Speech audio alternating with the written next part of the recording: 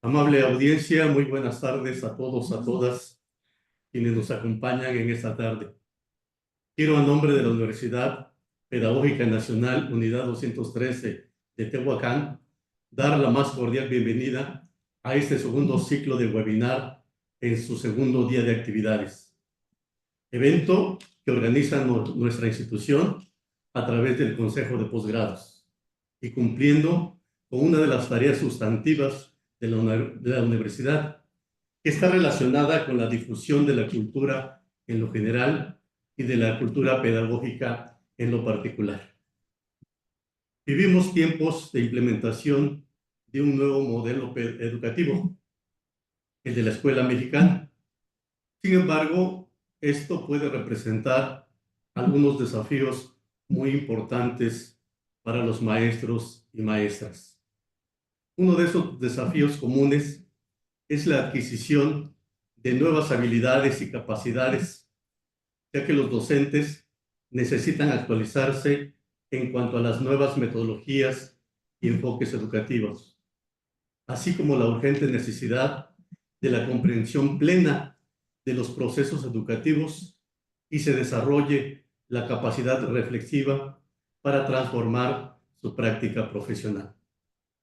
Otro desafío es la necesidad de mantenerse actualizado con las últimas tendencias educativas y de investigaciones más recientes. A medida que la educación evoluciona, los docentes deben estar preparados para adaptarse y utilizar las nuevas propuestas de aprendizaje y enseñanza. En este marco se inserta la ponencia del día de hoy y que sin duda podrá orientarnos para mejorar nuestro desempeño en el nuevo ciclo escolar que está por comenzar. Hoy tenemos el privilegio de contar con la presencia del doctor Pedro Flores Crespo, quien ha desarrollado una conferencia titulada El enfoque de las capacidades y la nueva escuela mexicana. Queremos expresar nuestro sincero agradecimiento, doctor, por su dedicación y por compartir su experiencia con nosotros y con ese conocimiento tan grato que nos va a ser posible. Apreciamos profundamente su apoyo en la realización de esta conferencia, la cual sin duda enriquecerá nuestro entendimiento y fomentará nuevas perspectivas. También agradecemos a cada uno de ustedes que nos honran con su presencia e interés. Su participación a nuestro público pues también es fundamental para el éxito de esta conferencia. Tengo el honor de presentarles al doctor Pedro Flores Crespo. Él es profesor de tiempo completo de la Universidad Autónoma de Querétaro, México. Ha sido profesor visitante en la Universidad de Harvard y en el Instituto para la Educación Efectiva de la Universidad de York en el Reino Unido. Es miembro del Sistema Nacional de Investigadores y recientemente fue admitido como miembro de la Academia Mexicana de las Ciencias. Su producción científica incluye más de 20 artículos en revistas científicas y 8 libros como autor, coautor y coordinador. Sus principales temas de investigación son el análisis de las políticas educativas y la relación entre educación y desarrollo. Fue coordinador de redes temáticas de la Asociación de Desarrollo y Capacidades, que fundó el Premio Nobel de Economía Amartya Sen y la Filosofía Amartya Sen, así como secretario técnico del Consejo de Especialistas, que operó como un órgano asesor del Secretario de Educación Pública de México. También fue asesor del Coordinador General de la Unidad de Servicios Educativos para la Educación Básica de Querétaro, donde puso en marcha el Laboratorio de Política Educativa para impulsar con las propias comunidades escolares un cambio educativo en escuelas secundarias alejadas. Disfruta dar los cursos de teoría social, implementación de políticas públicas, seminarios de investigación y desigualdad educativa y mantiene la columna Universidad Crítica en El Sol de México. Esperamos que disfruten y se beneficien de esta valiosa oportunidad.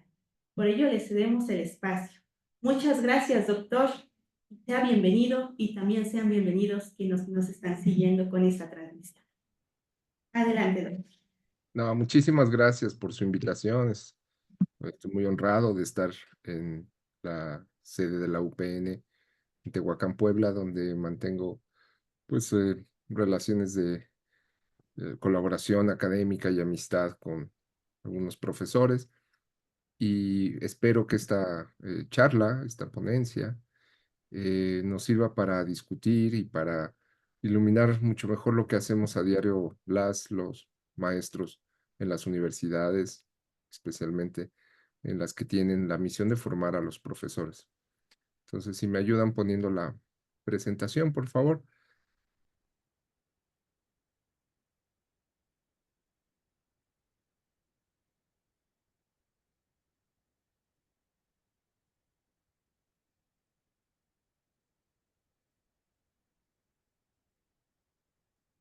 Bueno, aquí está. Si pasamos a la siguiente, por favor.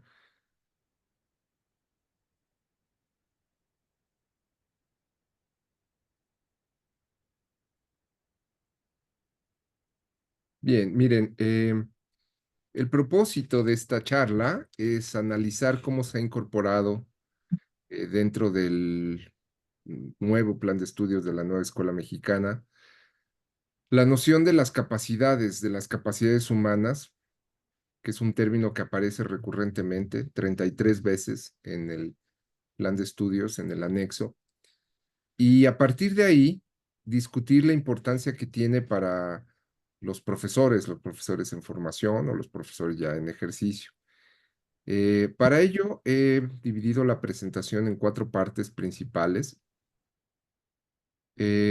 Una de ellas tiene que ver con qué dice la propuesta de la nueva escuela mexicana eh, en este sentido de las capacidades. Es un nuevo término que aparece y que creo que es importante dilucidar, explicar, para entender mejor a lo que seguramente los profesores se están enfrentando. Voy a explicar de dónde proviene este concepto, de dónde nace, cómo nace en el ámbito de la filosofía política y de la economía, para tratar de ver cómo puede aplicarse en el ámbito educativo, ¿no? Esa es la tercera parte. Y al final, lo que quisiera es hacer una reflexión sobre qué podemos hacer los profesores, ¿no? ¿Qué podemos hacer las personas que estamos al frente de los grupos para aprovechar estos conceptos a partir de lo que nos toca hacer frente a nuestros estudiantes y dentro del aula? Entonces, si pasamos, por favor.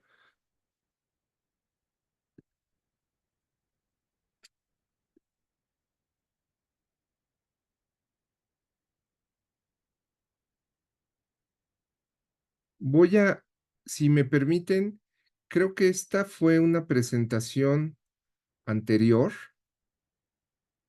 y hice algunos cambios. Entonces, si me dan permiso, si quitan ustedes esta presentación y me dan la oportunidad de yo compartir, por favor, porque hice algunos cambios que ahorita estoy viendo que esta es una presentación previa. Sí, Sí, doctor, adelante. Vamos a cambiar la pantalla y en un momentito ya le vamos a poder dar sí, el acceso para que pueda proyectar. muy amable, gracias. No me detengo, nada más diría que en el plan de estudios de la nueva escuela mexicana aparece recurrentemente el término de capacidades eh, y aparece de una manera, en ciertos sentidos, laxa, ¿no? Y en otros sentidos confusa. Pero bueno, pues me parece que cuando se hace un plan de estudios, pues me parece que es muy normal que esto ocurra. ¿Están viendo ya ahí la presentación? Sí. Bueno, entonces esta es la buena. Perfecto. Sí, sí, así es, doctor. Podemos apreciar la pantalla. Sí. Miren, les digo, aparece el término de capacidades varias veces en el plan de estudios, específicamente en el anexo, que es de donde tomo estas citas. Y lo que se dice primero es que la educación es la base del desarrollo de las capacidades de una persona, ¿no? Eso es lo que se dice.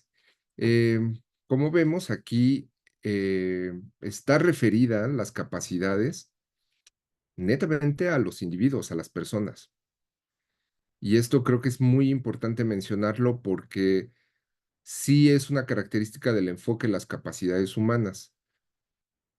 Está referida a las personas, a los individuos, ¿no? Y esto creo que es muy importante hacerlo notar desde el principio.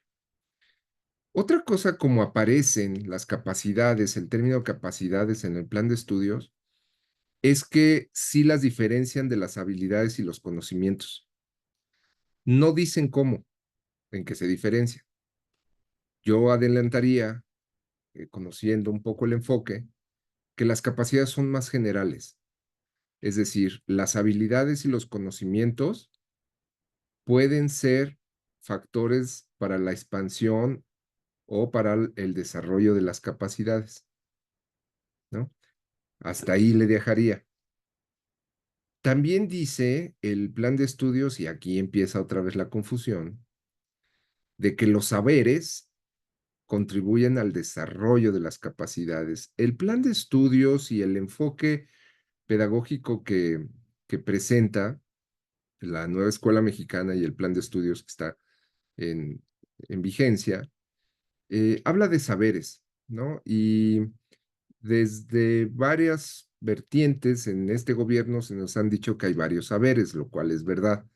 Pues el saber científico, el saber tradicional, etcétera, etcétera, ¿no? Lo que me parece que este gobierno no ha tenido claridad en hacer es que pues equipara a todos los saberes a un mismo nivel. Y eso no sé si es una perspectiva de tipo posmoderna, pero lo relativiza, es decir, el conocimiento científico puede valer igual que el conocimiento tradicional. Y esto creo que es un error, sobre todo si hablamos de un enfoque científico y de los preceptos que marca la Constitución en su artículo tercero, donde el desarrollo científico, el combate, así dice, a los fanatismos, ¿no? Pues está presente. Entonces, creo que eso es algo que empieza a contradecirse de la nueva escuela mexicana con los ordenamientos constitucionales. Pero bueno, son confusiones en términos eh, en términos del lenguaje, pero creo que sí es importante marcarlo porque al final implica una confusión para los profesores, ¿no? Entonces creo que es importante mencionarlo. No es una confusión irresoluble, ¿eh? Los profesores, en la experiencia que yo he tenido, son bastante aptos en implementar cosas y darse cuenta sobre la marcha de qué hacer. Ojalá ese tipo de actitudes fuera respaldado por un apoyo de las autoridades, pero creo que es importante mencionar que hay confusión, hay una diferenciación de términos, etcétera. Después dice una cosa muy interesante. Dice que las capacidades tienen que ver con la reflexión crítica acerca de los distintos aspectos de la vida. Envuelve la participación en las decisiones políticas, además de reír, jugar, disfrutar. Y estas son una lista de capacidades que Martha Nussbaum, una filósofa de la Universidad de Chicago, ha propuesto como una serie de capacidades básicas que deberían estar en cualquier constitución de cualquier país. Martha Nussbaum tiene la posición de que esas son las capacidades que se deberían promover en todos los países, en todo el mundo, porque ella es una filósofa clásica, porque tiene la idea de que a partir de ahí hay una teoría o una base de teórica para una teoría del bien, ¿no? Entonces, esto es muy interesante, ¿no? Son 10 capacidades, me parece, pero cuando uno las lee, pues son más. Y se expresan en inglés como being able to, ¿no? Ser capaz de sentir empatía por los seres humanos, estar libre de violencia, etcétera, etcétera. Son varios. Y valdrá la pena, y es un pecado que los documentos oficiales no las enlistaran, sino las pusieran solamente eh, así a nivel de texto porque veríamos cosas muy interesantes ahí. Una de ellas es por ejemplo, la capacidad de no sentir vergüenza, ¿no? Por ejemplo, ser seguro de sí mismo es una capacidad. Pero bueno, entonces, este es como el primer acercamiento de qué dice la nueva escuela mexicana sobre las capacidades. Luego empiezan ya más los problemas, porque dicen que las capacidades favorecen la excelencia. Y entonces, pues ya empieza uno a confundirse un poquito más, porque la excelencia, de acuerdo con algunos otros autores, como el doctor Pablo Latapí, la excelencia es un superlativo de lo bueno, y si es así, pues indica una perfección humana, y eso es algo contrario al enfoque de las capacidades humanas, en el sentido de que nosotros no podemos llegar a ser perfectos ni excelentes. Hay un proceso de desarrollo de capacidades que es muy importante promover de manera continua para lograr un florecimiento humano, diría Aristóteles. Pero cuando introducen el término de que las capacidades eh, fomentan la excelencia, pues las cosas se complican. No tanto, y puede ser una cuestión solamente de lenguaje y terminológica, pero en verdad que, pues si estamos en una Secretaría de Educación, donde esperaríamos que fueran rigurosos con los términos y explicaran mejor, pues esto sí es muy evidente en los documentos oficiales. Luego, en la página 91 dice que los programas de estudio expresan las capacidades humanas, estas capacidades humanas, a través de los 7 ejes articuladores incorporados en el currículo. O sea, todo está ahí, ¿no? Sin embargo, no es así. Pero otra vez lo menciono porque, como les digo, crean confusión cuando uno está tratando de implementar un plan de estudios, un currículum, y los términos son importantes porque ustedes ya estarán, después de esta breve presentación, diciendo, bueno, ¿y qué carajos son las capacidades? ¿No? Ahorita vamos allá. Una de las cosas en donde también encuentro un choque o una contradicción entre el enfoque de las capacidades humanas y las nuevas propuestas curriculares de este gobierno es que este gobierno ha enfatizado que la comunidad es el eje articulador y pedagógico del aprendizaje, ¿no? Se lo he escuchado al doctor Ángel Díaz Barriga, está en los documentos, lo cual es una cosa verdad, aprendemos a partir de los contextos, pero el enfoque de las capacidades tiende a concentrarse en el desarrollo de las capacidades de las personas. Y una de esas capacidades de las personas puede ser cuestionar la comunidad, porque el enfoque, y sobre todo ahí uno de los precursores, que es Amartya Sen, es bastante crítico de la perspectiva comunitarista, porque él se da cuenta que las perspectivas comunitaristas pueden restringir libertad. Y él es un defensor de la libertad individual o de la libertad humana individual. El hecho, y bueno, como una persona de un país en desarrollo como la India, en donde a él le toca observar de cómo las diferencias étnicas, incluso religiosas, pueden restringir libertad, pues él dice, el enfoque comunitarista es útil, aprendemos a partir de nuestras comunidades, etcétera, pero hay momentos en que las comunidades, por las prácticas, pueden restringir libertad. Y entonces ahí ya no es tan congruente con los principios de libertad que tiene el enfoque de las capacidades. Si eso es así, entonces tendríamos un argumento para decir que la nueva escuela mexicana no tiene un enfoque humanista. ¿Por qué no tiene un enfoque humanista? Porque no está centrado en el ser humano, ¿no? Bueno, es igual de confuso, ¿eh? A veces hablan del ser humano, las personas. El individuo, la palabra, el término individuo en el anexo del plan de estudios aparece 3 veces. El término comunidad aparece 133 veces. Entonces la pregunta es, la educación está hecha para hacer florecer a las personas, a los individuos. Por lo tanto, es un enfoque humanista, como lo pensaron los clásicos. Los clásicos son las personas del Renacimiento, como aquí estamos viendo una posición de una escultura del Renacimiento, ¿verdad? Entonces, qué es la nueva escuela mexicana. Y creo que ahí hay críticas fuertes de colegas queridos como Gilberto Guevara Niebla, que dicen que las nuevas propuestas curriculares pedagógicas de la SEP actualmente son una regresión, ¿no? En términos antimodernos, es decir, antiilustrados, antihumanistas, ¿no? Yo creo que es una polémica que vale la pena dar de manera desapasionada y más centrándose en realmente qué busca la nueva escuela mexicana, ¿no? Ampliar las capacidades de las personas o pensar que las comunidades son las que educan a las personas y entonces ahí la capacidad crítica de cuestionar la comunidad pareciera que no está presente, ¿no? Pero bueno, esto es algo que observé al analizar, al repasar el término de capacidades en los documentos oficiales. En resumen, ¿cómo aparecen las capacidades en el Plan de Estudios de la Nueva Escuela Mexicana?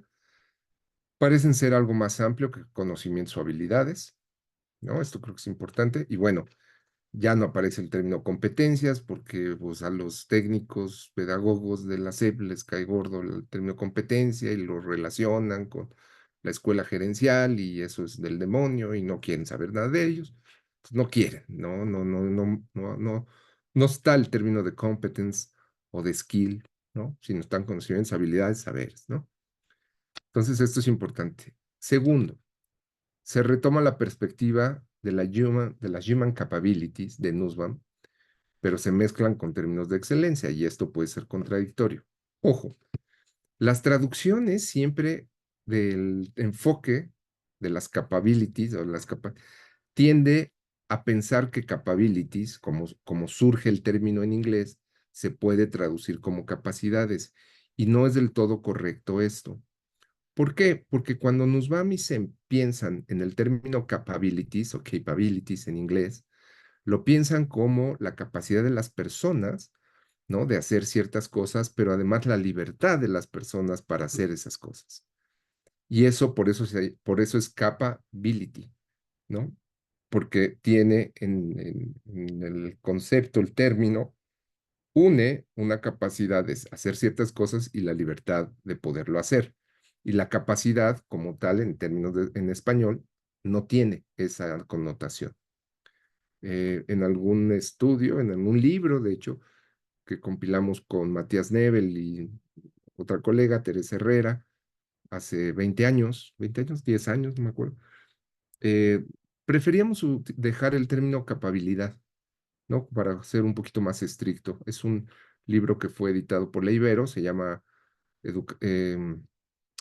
Desarrollo como Libertad en América Latina, Principios y Fundamentos. Y ahí hay explicaciones del enfoque y de mediciones y incluso hay un glosario, ¿no?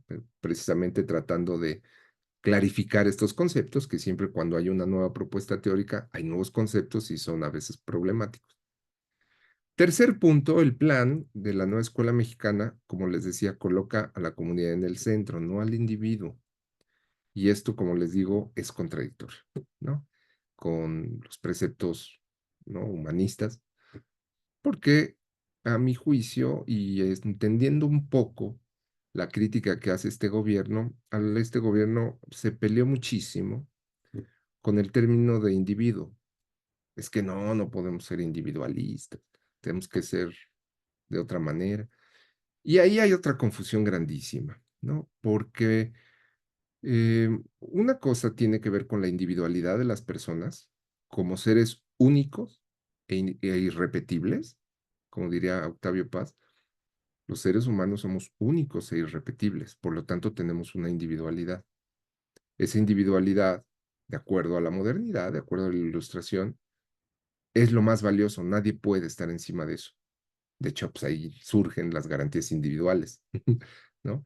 Eh, y el enfoque de la SEP se pelea mucho con la idea de individualismo como equivalente de egoísmo. Y bueno, pues sí, nada más que son dos diferentes cosas. La individualidad es una y el egoísmo es otra. Y ellos lo equiparan la individualidad a individualismo, porque no quieren que seamos egoístas. Entonces, bueno, pues ahí hay otro error, me parece, en términos conceptuales, en términos no solamente conceptuales, de implicación filosófica y de ontología. Si los seres humanos, pues no existimos, pues entonces puedes hacer lo que quieras con ellos, ¿no? Si no le damos la centralidad a la persona, pues puede pasar el proyecto de la cuarta transformación sobre las personas, porque lo que importa es el proyecto, lo que importa otras cosas, no los individuos. Y esto, bueno, pues es algo que me parece que sí es un error no solamente conceptual, ontológico, de los documentos oficiales de la escuela, de la nueva escuela mexicana. Pasemos a la segunda parte. ¿De dónde viene el enfoque de las capacidades? Pues el enfoque de las capacidades tiene una larga data, como todo producto intelectual, parte de raíces filosóficas, epistemológicas, ideológicas, ¿no? Y lo situaríamos básicamente con una pregunta que me parece que fue iluminadora, eh, de Amartya Sen en 1979, donde él empieza a discutir cuál es la métrica que define a una sociedad desarrollada o una sociedad con bienestar o un individuo desarrollado o una escuela buena o mala, ¿no? ¿Cómo sabemos cuál es la métrica para hacer estos juicios normativos de desarrollo, de bienestar? Y él se hace esta pregunta en 1979, ¿qué métrica utilizar para saber si una sociedad es justa? Y él empieza haciendo una crítica a dos enfoques, el enfoque de la opulencia y el enfoque del utilitarismo, que básicamente es decir, el dinero, la riqueza material, económica o financiera, no puede ser la métrica del desarrollo ni de la justicia. No por tener dinero eres rico, bueno, no por tener dinero eres desarrollado, y no por tener dinero, necesariamente tienes bienestar, ¿no? Y esto es una crítica que él hace. Y por el otro lado, hace la crítica hacia la otra corriente que utilizaba la métrica de la felicidad o del utilitarismo o de la utilidad como la métrica de la felicidad. Pues no me importa lo que pase, pero yo soy muy feliz haciendo lo que hago. Por lo tanto, estoy muy satisfecho y tengo bienestar. Y esto tampoco es correcto desde el punto de vista de Zen, sobre todo porque él dice, en términos subjetivos de utilidad o de felicidad, no podemos hacer comparaciones ni entre personas, ni entre países, ni entre nada. Entonces, pues es subjetivo. Con el dinero sí podemos hacer comparaciones, pero el dinero, pues dice la canción, no es la vida, ¿no? Tampoco es vanidad, pero no es la métrica que debe ser utilizada para medir si una o para valorar si una sociedad es justa o no. Y entonces él sale con una tercera métrica que dice, es la libertad, es la capability, es la capacidad de las personas en poder dirigir sus estilos de vida como ellos deseen y tengan razón de hacerlo. Yo razono ser tal cosa. Tengo la libertad para hacer esa cosa. Si no tengo esa libertad, hay una restricción de libertades. Y puedo tener mucho dinero, pero no puedo tener ni puedo desarrollar libertad, ¿no? O puedo estar muy satisfecho con lo que estoy haciendo, pero puede ser que en otras dimensiones, ¿no? Del bienestar tenga alguna afectación, ¿no? Entonces, de ahí surge, ¿no? La tercera métrica, que es la libertad, la capability o la capacidad, como dirían, ¿no? Entonces, bueno, por el otro lado, Zen hace una crítica muy fuerte, no fuerte, una crítica que es muy elegante, más bien dicho, a la teoría de la justicia de John Rawls, que es un libro del 71, en donde Rawls plantea cómo, pues se llama, el libro se llama Teoría de la Justicia, porque como una sociedad puede ser justa. Eh, Ahí Rawls dice, pues hay que darles bienes primarios a todos, que incluye bienes primarios que incluyen dinero, recursos, condiciones de estatus, etcétera, etcétera. e imagina cómo es una sociedad justa. Y la crítica que hace Sen a esta perspectiva va por dos lados, al menos. La primera es que le dice a Rawls, mira, si tú le das recursos o bienes primarios a toda la gente por igual, lo que va a ocurrir es que vas a generar nuevas desigualdades, porque la gente no es la misma. Hay diversidad humana. Entonces, una persona con capacidades diferentes necesitas darles más recursos que a una persona que no tiene ningún problema de movilidad o de vista o de visión o de audición.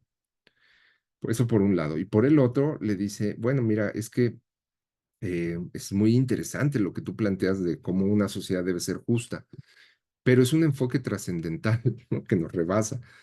Y él, como buen indio y buen observador, inquisitivo del mundo, Zen le dice, importa cómo la gente vive sus vidas, no cómo te imaginas tú que debería vivirlas. Y ahí creo que son dos críticas que el enfoque captura muy bien el enfoque de las capacidades, ¿no? Las personas tenemos diferentes condiciones de vida, por lo tanto, para ampliar nuestras libertades necesitamos diferente dotación de bienes primarios. Y por el otro lado, importa lo que pensamos que es nuestra vida, no solamente como la imaginan los teóricos de la justicia. Hay otra corriente, Martha Nussbaum también tiene, y los dos construyen el enfoque. Martha Nussbaum desde la filosofía clásica, se mete a Aristóteles, se mete a Marx, y los dos, bueno, en la conjunción de pensamiento, proponen este enfoque. Hay libros al respecto. ¿Qué propone o para qué sirve el enfoque de las capacidades, de las capabilities o de las libertades? Bueno, en primer lugar diría que sirve para hacer evaluaciones normativas.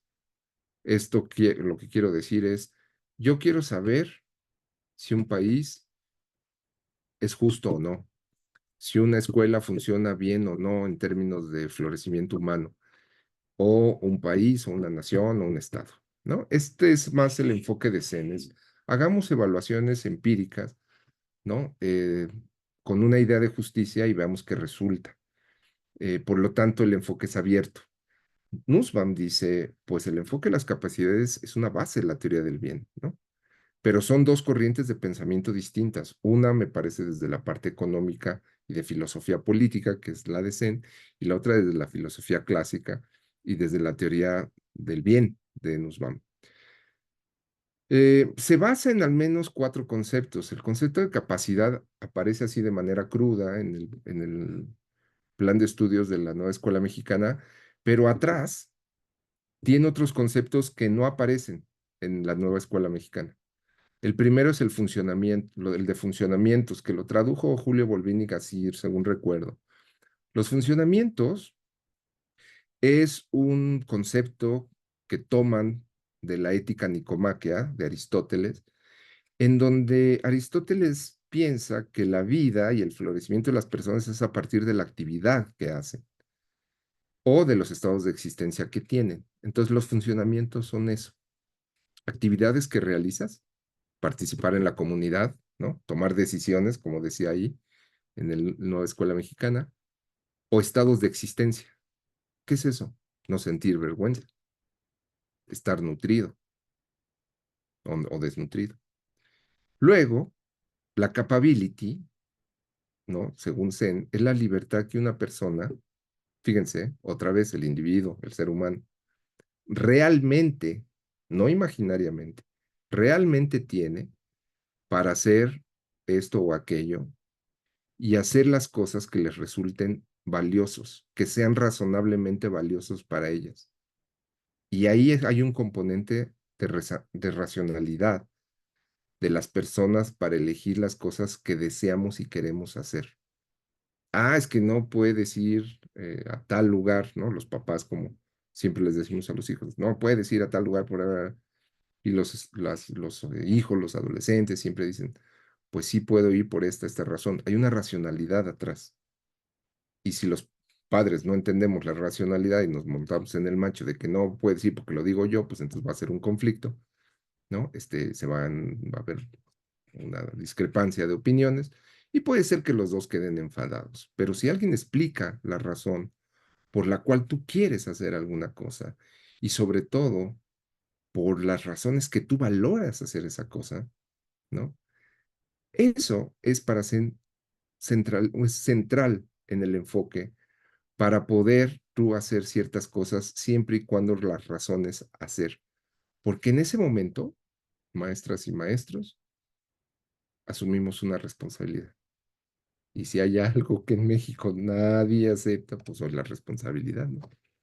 Decía un escritor, George Bernard Shaw, ¿por qué la gente le tiene miedo a la libertad? Pues porque implica responsabilidad. Usted es responsable de esto, profesor. Usted no es responsable de esto. Usted, investigador, es responsable de esto. Usted no es responsable de esto porque lo razonas, porque eliges a partir de un razonamiento, ¿no? Y esto creo que es muy importante el enfoque. Por eso este enfoque en algún momento en los países latinoamericanos genera, ¿no?, cierta tensión porque dice, pues cómo puede ser libre alguien, ¿no? Si tenemos tantas desigualdades y yo no soy responsable por los medios que me tocaron vivir, etcétera, etcétera, ¿no? Bueno, son críticas bastante válidas, pero me parece que es importante ver este tipo de enfoques donde me parece que incorporan elementos de las personas que muchas veces en los enfoques estructuralistas, funcionalistas, marxistas dejamos de lado, ¿no? Uno de ellos es la responsabilidad, la dignidad de cada persona, por ejemplo. La agencia humana es otro término ahí. ¿Qué es la agencia humana? Pues la capacidad de las personas de ir en pos de las cosas que razonan hacer o ser. Y la agencia humana no es un término que se analice ni se discuta de una manera eh, muy común, ni en las universidades, ni en facultades de sociología, porque pues no, nuestras epistemologías van por otros lados, por las partes comunitarias, de grupo, etcétera, etcétera. Sin embargo, ahí Tony Giddens, un sociólogo británico, ha explicado, me parece con bastante elocuencia, cómo la agencia humana está implicada dentro del sistema, dentro de la estructura social, y cómo las estructuras sociales cambian a partir de la agencia y cómo la agencia está condicionada por la estructura. Y entonces es un sistema dual, no dicotómico, no va por un lado la libertad de las personas y por otro lo que te dice que la sociedad que hagas, ¿no? Otro concepto clave son las libertades instrumentales, que en términos sociológicos sería la estructura, ¿no? Pero fíjense ustedes desde dónde parte el concepto de capacidades y lo que hay atrás. Y todos estos conceptos no están así explicados en la escuela o los documentos oficiales de la nueva escuela mexicana. No sé si tendrían que estar, pero pues uno esperaría que pues si fuera un investigador lo que hicieron estos trabajos, pues al menos tomaran en serio o tomaran de una manera muchísimo más minuciosa que existen estos conceptos detrás de la noción de capacidades. Esta es una aplicación muy práctica de lo que estoy hablando, de las ideas de Zen, de las críticas que le hizo a Rawls y de lo que hemos llegado a hacer con el enfoque. Uno pensaría, puta, puras ideas de filósofos y economistas políticos, etcétera. Pero esta es una aplicación que tenemos actualmente en el mundo, en México. La columna que ustedes ven a su derecha es el Producto Interno Bruto, que es una medida agregada, ¿no?, de crecimiento. Y por el otro lado, la parte de la columna de la izquierda que dice IDH, que es el Índice de Desarrollo Humano. Bueno, lo que hacen los economistas ligados al Programa de Desarrollo Humano de las Naciones Unidas, donde Zen es una figura central y otros más a principios de los 90, se dice, a ver, pues con base en estas ideas, vamos a ver cómo se establecen las relaciones entre dinero o un indicador económico agregado, como el PIB, y el índice de desarrollo humano, que tiene 3 componentes: esperanza de vida, educación y salud. Y estos son los resultados, maestras y maestros. Fíjense ustedes, Qatar, en términos de ingresos del PIB, pues está arriba que México y que Argentina. Pero en términos de desarrollo humano, está hasta abajo. en estos tres países. México, pues parece estar ahí, ¿no? Pues igual tiene un índice de desarrollo humano que es equiparable a su PIB. Pero Argentina, que es más pobre que México en términos de la medida agregada que es del PIB, puede asegurar mayores condiciones de vida dignas para las personas. Bueno, ahorita no sé, este dato es viejo, ¿eh? Nada más sirve para ilustrar, pero fíjense ustedes cómo cambian las relaciones. Y aquí lo que se muestra y lo que se constata, pues es que el dinero no es suficiente, no es suficiente para asegurar condiciones de vida dignas. Qatar, pues trata mal a las mujeres, ¿no? Pues eso afecta la esperanza de vida. Entonces, la pregunta atrás de todo esto tiene que ver con preguntas prácticas de los países, ¿eh? Con preguntas de qué hacen realmente los países para asegurar que las personas tengan desarrollo y desarrollo humano. Entonces, esta es la aplicación así como más conocida del enfoque. Tercera parte, ¿por qué es importante el enfoque de las capacidades humanas en la educación? Eh, Según la TAPI, y esto fue, no lo escribió esto, fue una conversación que mantuvimos en algún momento cuando yo le presenté el enfoque y lo estuvimos analizando.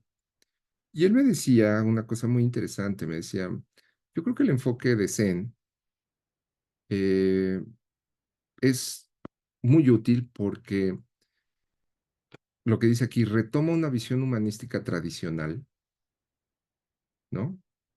Que viene desde hace siglos, ¿no?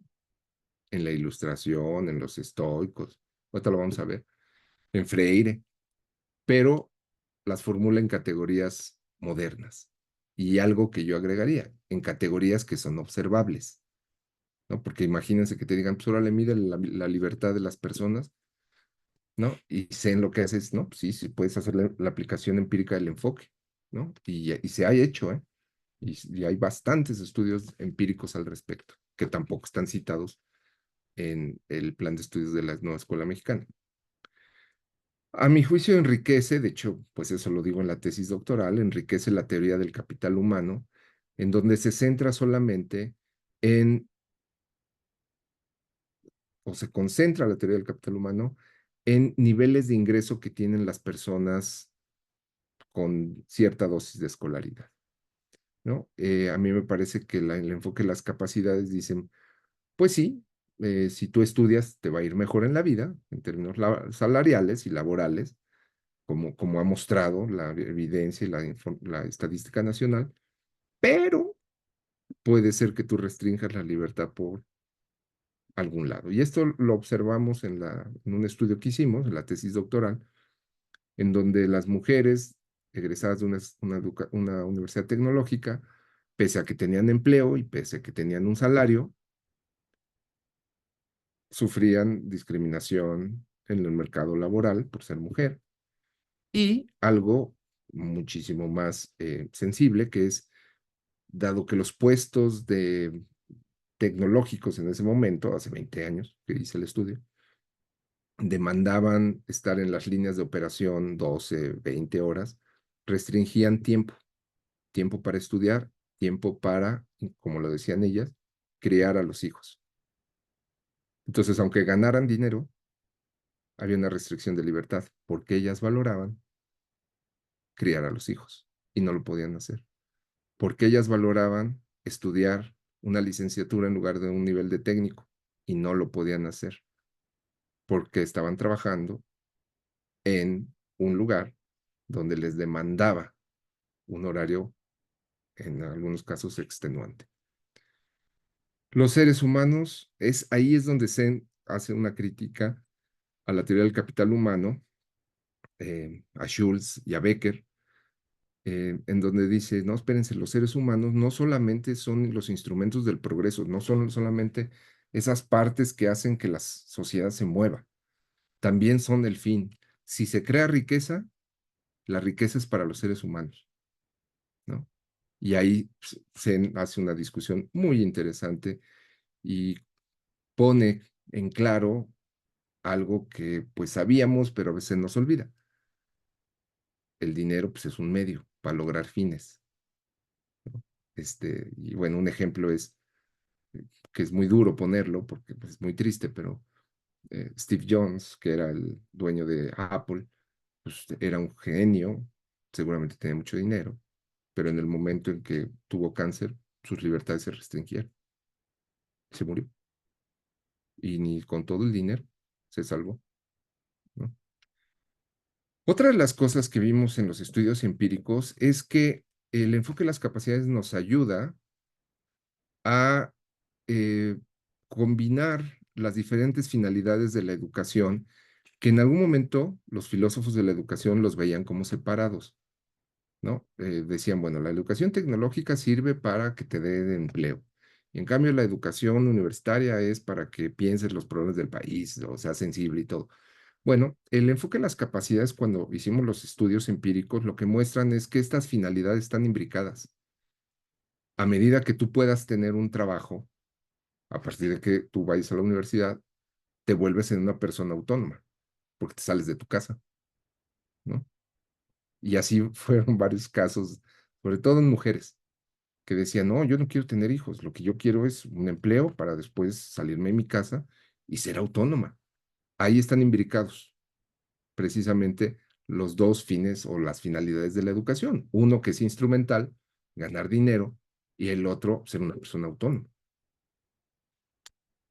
Alex Kalínicos, que es un filósofo, un teórico social, ¿no? Desde la vertiente marxista, eh, observó esto en un libro que se llama Equality, que es muy interesante porque ahí dice, mira, de todas las filosofías políticas normativas que estudiamos, con las que estudiamos la igualdad, la de las capacidades ha sido de las pocas que tiene aplicaciones muy claras, ¿no? Y pues el ejemplo es lo que les acabo de mostrar del índice de desarrollo humano, ¿no? Que ilustra claramente que el dinero no es suficiente para asegurar condiciones de vida dignas. Algo nuevo presenta el enfoque de las capacidades humanas o también se le llama el enfoque del desarrollo humano. Pues no, miren, aquí están 4 testimonios o 4 viñetas de del pensamiento educativo y filosófico a lo largo de los siglos, ¿no? Desde antes de la era cristiana. Los estoicos decían que la educación debía servir para confrontar la pasividad del educando. Es decir, que si tú a partir del conocimiento adquirido eres capaz de razonar qué quieres hacer, ¿no? Pues es seguro que la persona se mueva en pos de esas cosas. Hay un libro muy bueno que se llama Cultivating Humanity de Martha Nussbaum, donde explica todo esto, ¿no? Desde la parte de la filosofía. O sea, Nussbaum es más, se va más a fondo hacia la parte educativa que Zen. Zen casi no la toca, la parte de la educación. Nussbaum sí, y tiene 2 o 3 libros. Uno es este, que es de 1987, Cultivating Humanity, y tiene otro que es muy interesante, que es Not for Profit, ¿no? Que es ¿por qué las democracias necesitan las humanidades, ¿no? Y eso es pues muy interesante, ¿no? Porque dice que, bueno, dicen varias cosas, pero son 2 libros relacionados directamente con educación. Luego, bueno, pues en Erasmus argumentó que la educación servía para hacer que los seres humanos disfrutaran la vida plenamente. Después ya en la Ilustración, John Locke dice, bueno, estar académicamente instruido ayuda a los individuos a usar la razón en la toma de decisiones, que esta es la idea de ilustración y de modernidad pues más clara que podemos tener. Si yo actúo con base en la razón, en eso estoy teniendo en algún momento eh, pues un enfoque distinto al que si yo actúo con base en alguna creencia, ¿verdad? O lo que me diga el líder o el caudillo, o yo digo lo que yo quiero y yo pienso lo que yo quiero y yo actúo como yo quiero porque lo razono. Es ahí, ¿ven? Acá está la parte del individuo que es central. Y bueno, ya más reciente y el ejemplo que seguramente todos ustedes, maestras y maestros, conocen, pues es la pedagogía del oprimido, ¿no? Que es una pedagogía humanística, liberadora, a partir de la comprensión del mundo y a partir de la praxis, que esto tiene relación con los funcionamientos y con una parte marxista y aristotélica, ¿no? O sea, es la praxis lo que hace que los seres humanos florezcan.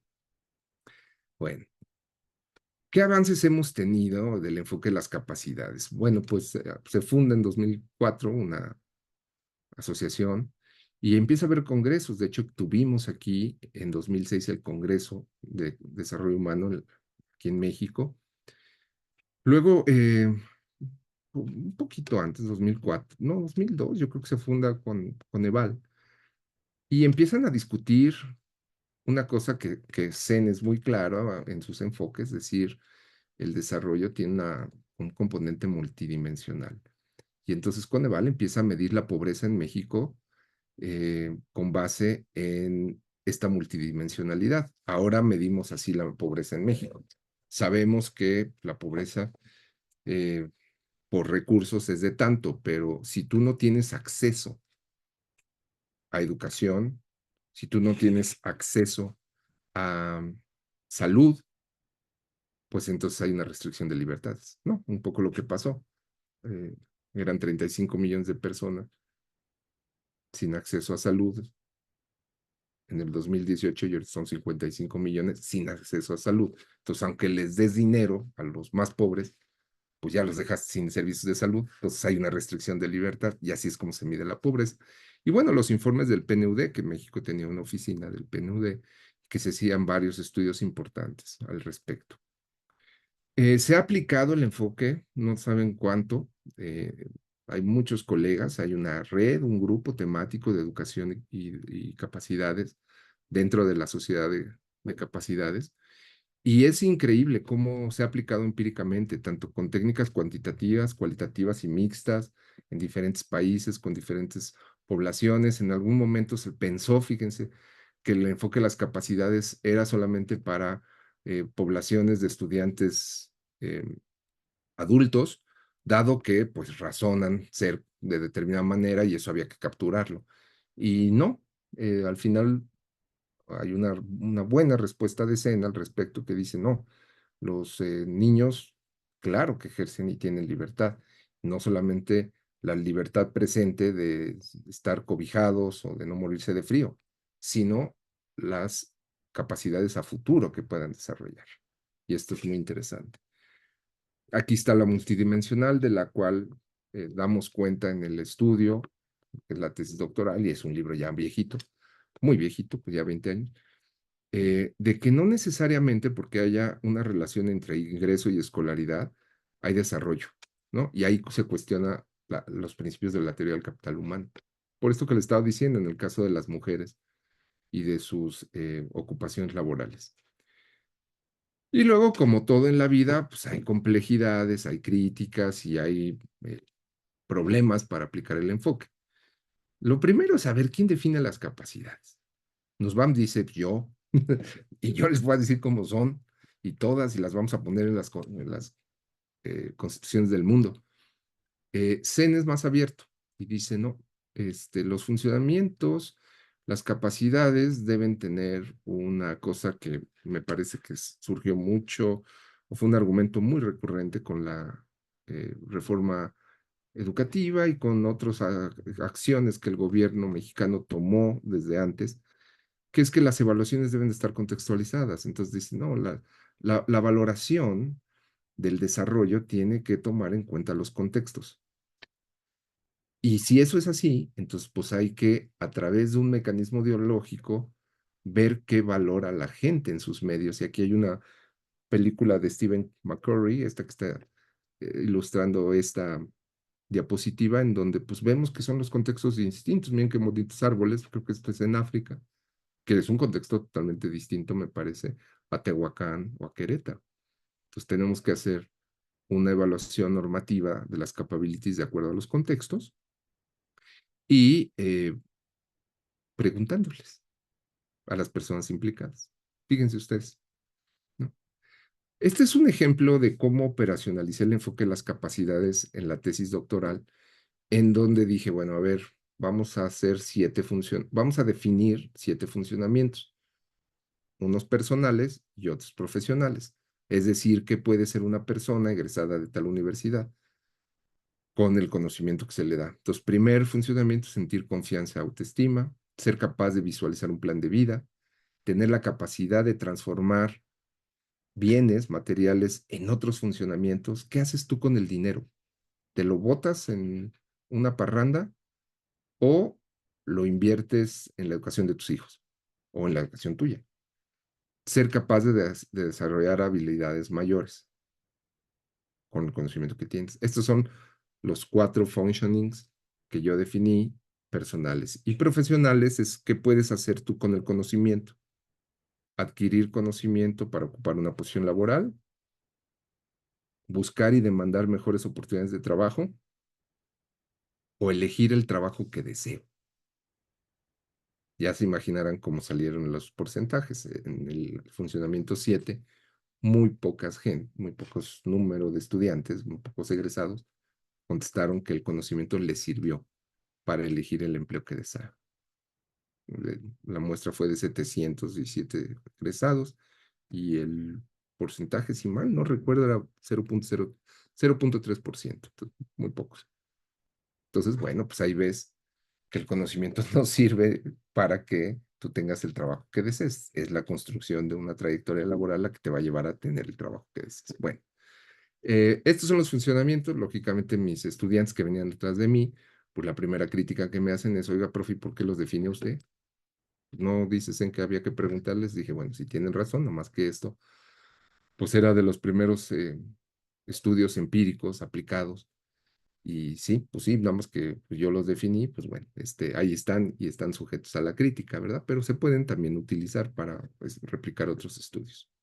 ¿Qué le falta al enfoque de las capacidades? Pues yo creo que le falta a varias cosas. A mí me parece, y eso fue un artículo desde de hace 17 años que escribí, me parece que lo tenemos, el enfoque de las capacidades o las capacidades, las tenemos que ubicar mejor dentro de al menos 4 dimensiones. Una dimensión filosófica, institucional, de políticas y pedagógica. Lo que hace la escuela mexicana y el plan de estudios se concentra solamente en una dimensión psicopedagógica, no en las otras, ¿no? Pero bueno, no había bronca, pues así está, esta propuesta, pues es una propuesta que la expongo hace años y que tiene, eh, o la podemos ir desmenuzando en lo siguiente, desde lo filosófico. ¿A qué nos ayuda el enfoque de las capacidades? A pensar cómo la educación, la escuela o un profesor o una profesora o el colectivo moldea la agencia de las personas en pos de su bienestar. Por ejemplo, esa es una parte filosófica, ¿no? Desde la parte psicopedagógica, una pregunta que sigue abierta y yo creo que seguirá abierta por muchos siglos. Bueno, muchos siglos, pero es una pregunta difícil. ¿Cómo aprendemos? ¿No? Ustedes, los profesores, ¿no? Nos reclaman a veces a los investigadores de que dicen, no, pues este investigador te la pasa todo el tiempo ahí, que dé clases, nunca da clases. ¿Eh? O sea, ¿se aprende a partir de la experiencia solamente? Pues no. Se aprende a partir de otras cosas, de la reflexión, de la imaginación, de la experiencia, ¿no? Pero bueno, eso es un tema, ¿no? Y los estudios sobre cerebro y neurociencias están ahí poniendo cosas muy retadoras para la pedagogía. ¿Pueden ser los objetivos de aprendizaje expresados en funcionamientos, lo que puede la gente hacer?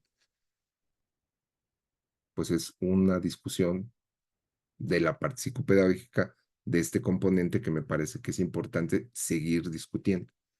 Desde lo institucional, ¿para qué nos sirven el enfoque de las capacidades? Son las escuelas, las normales, las UPNs, las universidades públicas y los centros de investigación, impulsores de las capacidades o puede ser que las restrinja.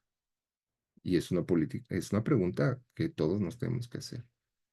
O los bachilleratos. ¿Dan la libertad a las personas para poderse desarrollar libremente?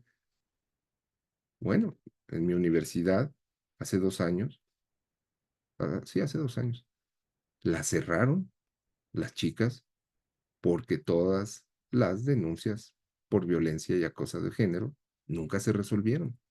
Entonces dijo, ah, sí, pues ahora la cerramos por ineficientes. ¿no? La UAC no podía resolver esos problemas y cerrar. Y desde la parte de policy, tiene que ver más como cómo podemos evaluar una política educativa, pues centrándonos en las capacidades. Ese puede ser una dimensión, puede haber otras. Si quieren, agarran el artículo 3º de la Constitución y pues ahí métanse, o las metas que estén en el programa sectorial del gobierno actual. Hay diferentes salidas, pero uno puede ser la evaluación a partir de la expansión de las libertades o de las capacidades. Ya vamos a terminar para entrar a la discusión con ustedes. Esta es la cuarta parte, capacidades y formación docente. Miren, recapitulando, a mí me parece que es muy valioso que el documento de la nueva escuela mexicana retome el concepto de capacidades, aun cuando aparezca entremezclado y todo. Pues sí, o sea, los académicos somos muy quisquillosos, tratamos de clarificar que eso no se confunda. Y me parece que sí hay una responsabilidad de que si se entremezclan, se confunden, a los profesores los van a confundir. A mí me hubiera gustado que fueran muchísimo más claras y que no hubiera esta melee de conceptos que pues uno ya no entiende y que bueno, pues empieza uno a decir, ¿y esto qué será? ¿Y cómo le voy a hacer para promover este tipo de cosas? ¿Y cómo me van a evaluar? ¿No? ¿Por ampliación de capacidades o por las habilidades que tengan los niños? Entonces, pese a esto, a mí me parece que es algo valioso. ¿Por qué? Porque da una línea normativa y filosófica que se concreta en una pregunta. ¿Para qué educo? ¿Para qué estoy yo aquí enfrente con este grupo? ¿Para ampliar sus capacidades? ¿Para cumplir con el programa? ¿Para que me paguen más? ¿Por obligación? ¿O porque tengo que, no, hacer el reporte? Entonces, bueno, a mí me parece que la exigencia normativa de este enfoque sí te lleva a una pregunta sustantiva. Pues este enfoque lo que quiere es que las personas florezcan. Y yo creo que mucha de la gente que estamos involucrados en educación, los profesores, eh, cuando uno tiene la vocación de ser profesor, uno tiene la idea de que las personas pueden desarrollarse a partir de lo que hacemos, ¿no? Y esto es algo que a los profesores y a nosotros los maestros nos llama, es la vocación, ¿verdad? De muchos de ustedes. Y eso es algo pues, que está ahí presente, que es un principio humanista de la educación que está en la vocación docente. Tercero, sí hay una contradicción, me parece, no sé hasta qué grado pueda ser una contradicción que afecte, pero sí creo que centrarse demasiado en la comunidad eh, puede empezar a perder, en cierto sentido, la centralidad en el individuo. Y esto me parece que tiene en su fundamento una confusión de los teóricos educativos que hicieron la nueva escuela mexicana y el plan de estudios, en que se quisieron pelear con la idea del individualismo que equivale al egoísmo. Que pues sí, en cualquier filosofía eso es algo reprochable o deplorable, pero no es por ahí, ¿no? Les digo, el término individuo aparece 3 veces, le sacaron, así como, no pongas individuo porque te refiere a que es eh, egoísta el enfoque o solamente quieres educarte para eh, tú satisfacer, ¿no? Tus intereses personales. Y creo que no. De hecho, esto ha sido motivo de crítica, decir, eh, ¿por qué se centra tanto el enfoque de las capacidades en los individuos? Pues porque es su foco de preocupación moral, la persona. No es el grupo, no es el proyecto nacional, no es el rey, son los individuos, las personas. Y por eso se centra en ellos. Eso no quiere decir que los autores piensen que los individuos no funcionamos en sociedad ni en comunidades, ¿eh? Eso no dicen. Simplemente es para poder hacer evaluaciones normativas, céntrate en las personas y ten en cuenta todos los lazos sociales comunitarios que tienen. Lo importante es la persona. Y si la comunidad va en contra de la persona, entonces no hay libertad y no hay desarrollo humano. Ese es uno de los argumentos que ellos tienen. Aquí está lo que les estoy diciendo. Los seres humanos vivimos en comunidades, o sea, el enfoque ontológicamente reconoce que los seres humanos vivimos en comunidades. Pero esas comunidades, lo reconoce, pueden posibilitar, restringir o condicionar las capacidades. Y el plan de estudios de la Nueva Escuela Mexicana piensa que las comunidades son conglomerados sociales que funcionan de manera positiva invariablemente, y eso no es cierto. Empíricamente no es cierto. Pero se casaron con una idea comunitarista romántica y pues ya la pusieron ahí. Pero eso no es cierto. Nada más piensen en la mujer y la participación de la mujer en las distintas comunidades. Hay restricción de libertades hacia esas personas. El conocimiento adquirido ayuda a razonar y por tanto a elegir de otra manera. Este es el quid del enfoque. ¿Cómo hacemos que nuestros estudiantes puedan desarrollar las capacidades? Ayúdennos, ayudémosle a razonar, a pensar científicamente y a expresarse libremente para cuestionar tradiciones locales, para emigrar de sus comunidades locales, no arraigarse, como dice, ¿no? Toda la idea educativa del actual gobierno federal. ¿Por qué se van a arraigar las personas en sus lugares? Si hay una razón fuerte de hacerlo, es una cuestión razonable. Pero ¿por qué el gobierno tiene que decir que nos arraiguemos en nuestros lugares? Pues porque es una idea que a ellos se les ocurrió que es buena y la gente no piensa así. Pues miren el número de remesas que los paisanos están mandando para acá, la gente está yendo porque no encuentra condiciones de vida aquí y van en pos de su bienestar. Elegir identidades, incluso ahora estamos hablando de lo no binario, o interpelar a la autoridad, y ahí es donde ya no gustan, ¿no? Este tipo de enfoques, y no, pues ¿cómo me van a interpelar? Pues sí, si yo me vuelvo más individuo, más democrático, tengo la capacidad de decirle a usted, profesor, está equivocado. Ay, es que eso va contra de la autoridad.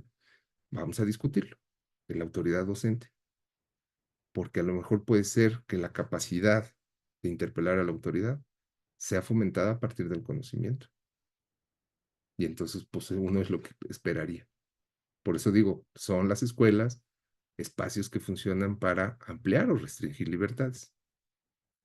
Al centrarse en las capacidades, el profesor puede desarrollar una visión más empática y compasiva con sus estudiantes. Me parece que esto es muy importante porque los puede entender mejor, ¿no? Como algunos estudiantes que he tenido llegan y me dicen, oiga, profe, tengo TDA, entonces si estoy dibujando o estoy distraído, no me vaya a, a reprimir, simplemente pues estoy en otra cosa porque esto es así. Bueno, pues las personas, como decimos, somos diversas y tenemos diferentes capacidades y eso hay que reconocerlo dentro de un salón de clases. Si uno quiere ser y quiere emplear capacidades, si uno piensa que todos son homogéneos y aprenden al mismo ritmo y vienen de la misma familia y todos llegan en coche, pues va a ser realmente problemático ampliar capacidades. Creo que el enfoque de las capacidades es más amplio que una propuesta pedagógica y creo que aquí la oportunidad que ustedes me dan en la UPN de exponer esto, pues a lo mejor nos puede ayudar a futuro en pensar de qué manera se puede aplicar de una manera más amplia el enfoque, no solamente en la parte pedagógica. Y bueno, como todo en la vida, las ideas que tienen o que las une la vertiente verdaderamente humanista, es decir, liberal, donde el individuo es central, pues coinciden, ¿no? Freire, el capellán de Barbiana, Tagore, Sen, Latapí, pues coinciden, ¿no? Y ya para terminar, cito aquí a un poeta que seguramente ustedes conocen, porque cuando yo leí esta cita dije, mira, qué curioso, pareciera como que sabe algo del enfoque de las capacidades. Dice, los agentes, voy a mover acá, del destino son los hombres y las mujeres. Y los hombres y las mujeres conquistan la libertad cuando tienen conciencia de su destino, cuando razonan para dónde van y por qué van para allá. Y cuando tú razonas para dónde vas y por qué quieres ir para allá, te vuelves en agente, tienes agencia para ir para allá y entonces conquistas, ¿no? Tu destino. Es lo que dice Paz y que me permito aquí ponerlos, porque les digo, parece como que aglutina este pensamiento de capacidades en un poeta. Y eso es algo muy interesante, porque los poetas y los economistas y los filósofos políticos, pues no son lo mismo y coinciden. Entonces, pues desde la vertiente humanista, liberal, humanística, liberal, coinciden. Gracias por su atención. Quedo bien atento a sus preguntas y cuestionamientos.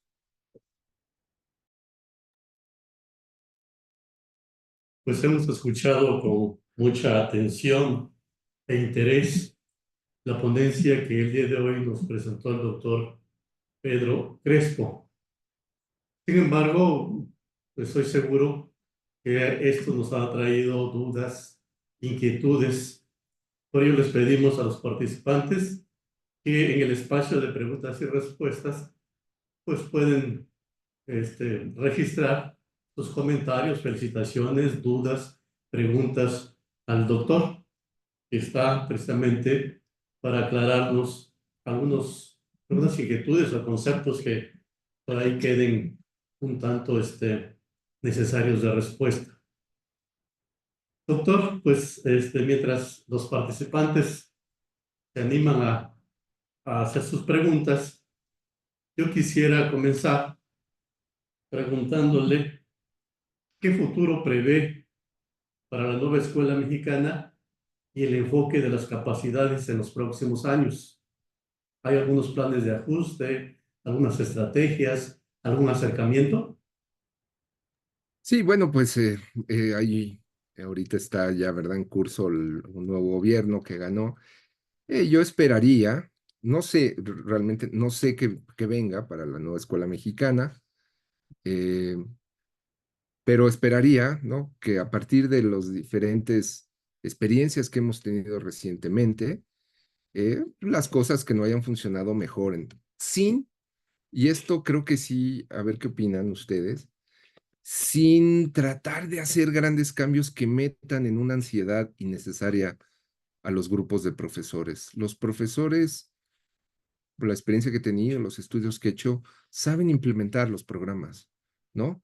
Y les causa mucha ansiedad que les cambien de un día para otro, de un sexenio para otro, pues los marcos con los que ya están trabajando. Entonces, dejar que maduren las cosas, ¿no? No presionar a los profesores, darles la confianza para que puedan implementar lo que están haciendo, hacer evaluaciones de la práctica docente, ¿no? Que eso se nos acabó, para ver de qué manera se está trabajando bien con los estudiantes o no.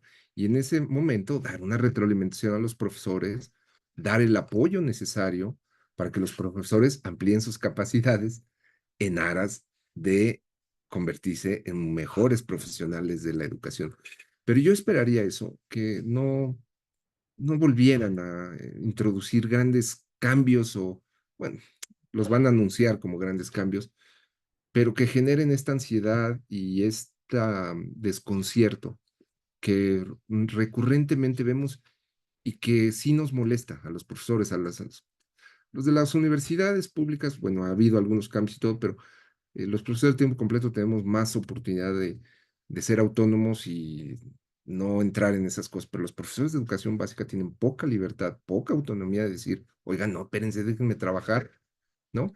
Entonces, una de las cosas en este sentido es yo esperaría que tuvieran los profesores mayor libertad, ¿no?, de expresarse de las cosas que están haciendo bien, de cómo las pueden mejorar, y que a partir de esos diálogos y esas deliberaciones, la autoridad confíe en ellas, y si lo están haciendo bien, pues sigan haciéndolo bien, no meterlos o no meternos otra vez en estos grandes cambios que en verdad son desgastantes. El tiempo se va bien rápido, cuando ya estás entendiendo una cosa, ya te la cambiaron, y eso realmente es molesto, atrasa, rompe la continuidad, y la continuidad, como ustedes saben, como profesores, todos lo sabemos, la continuidad es esencial para que el joven aprenda, ¿no? Pues por eso tan largas las carreras y los semestres bien largos.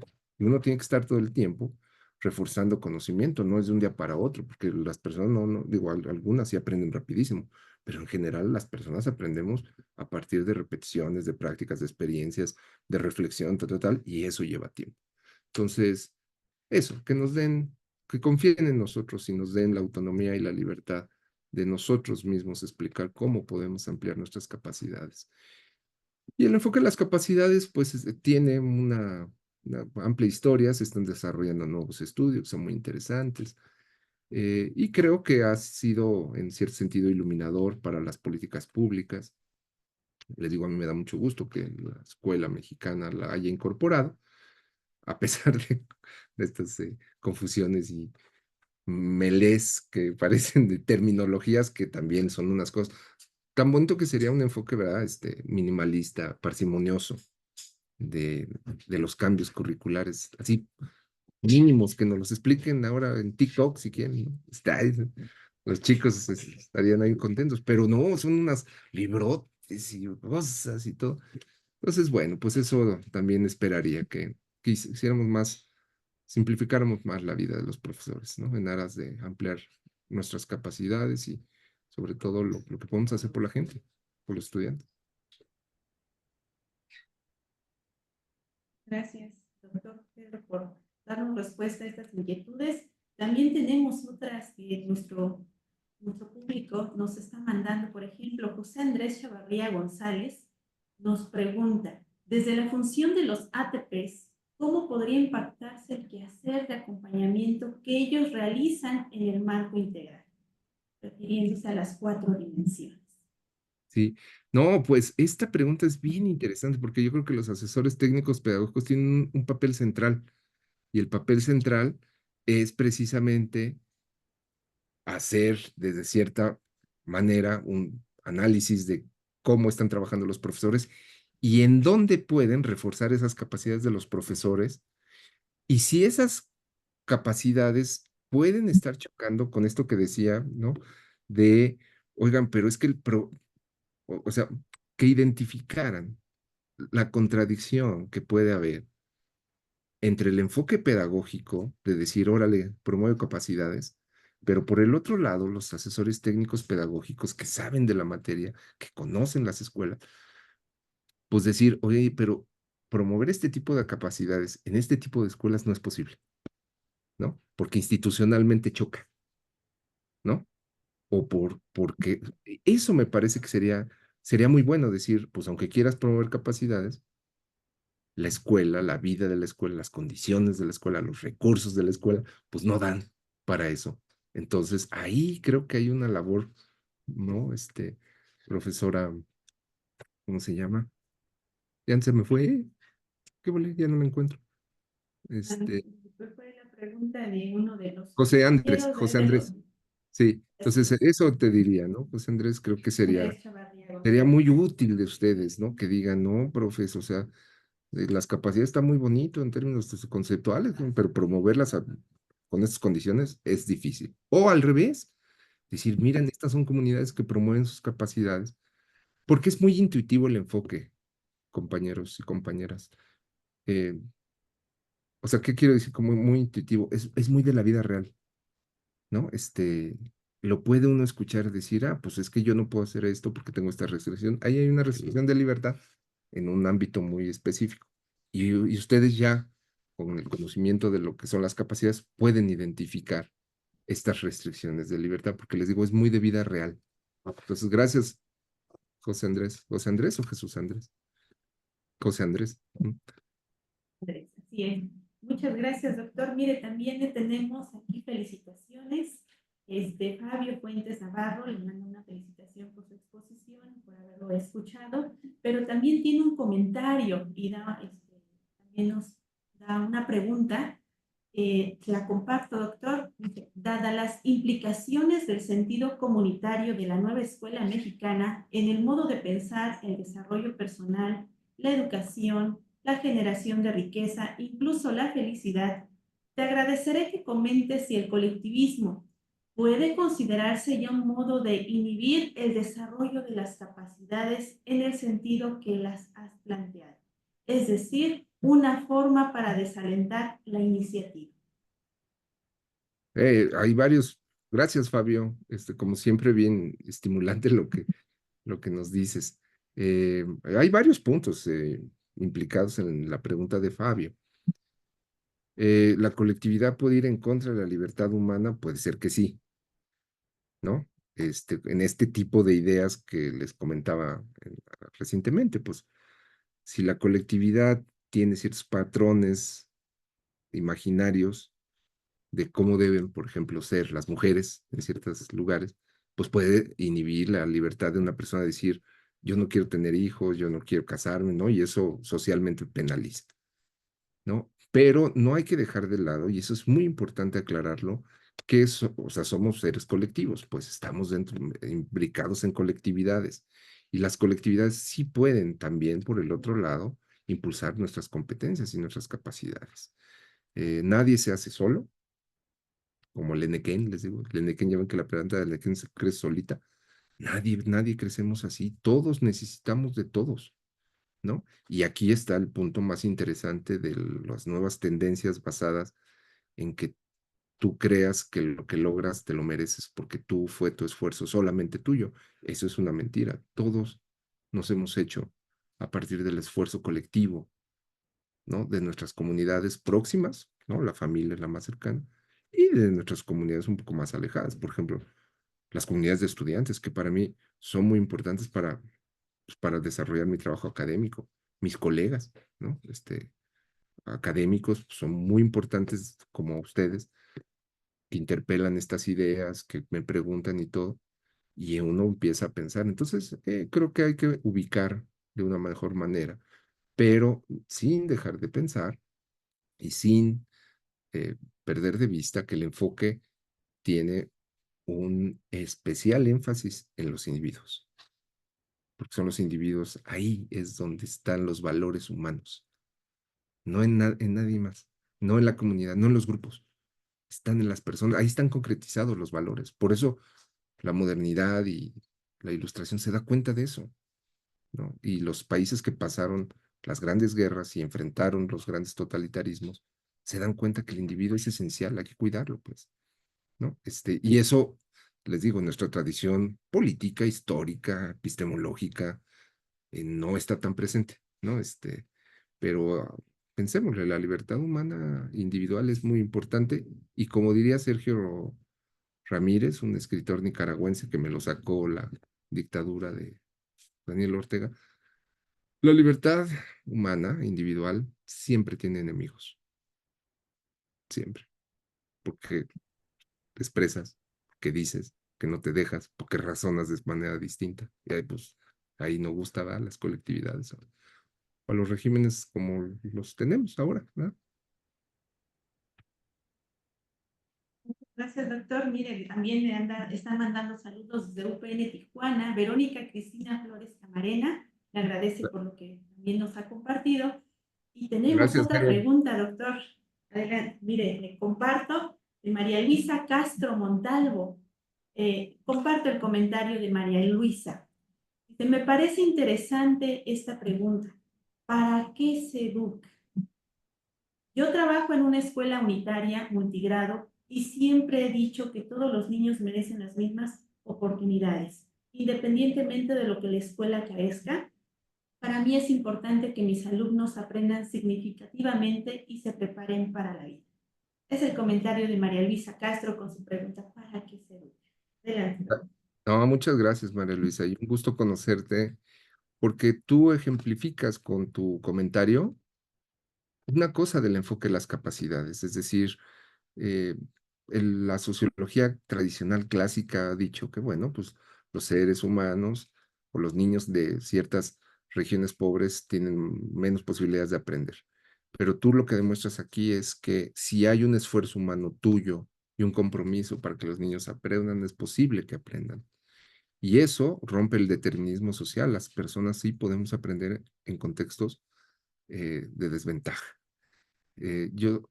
A mí me gusta citar una cosa que el doctor Carlos Muñoz Izquierdo citaba de un psicólogo, Jeremy Brunner, Y Carlos Muñoz Izquierdo decía, Premio Nacional de Ciencias, en 2012 me parece, investigador educativo, que seguramente lo han leído y si no, léanlo.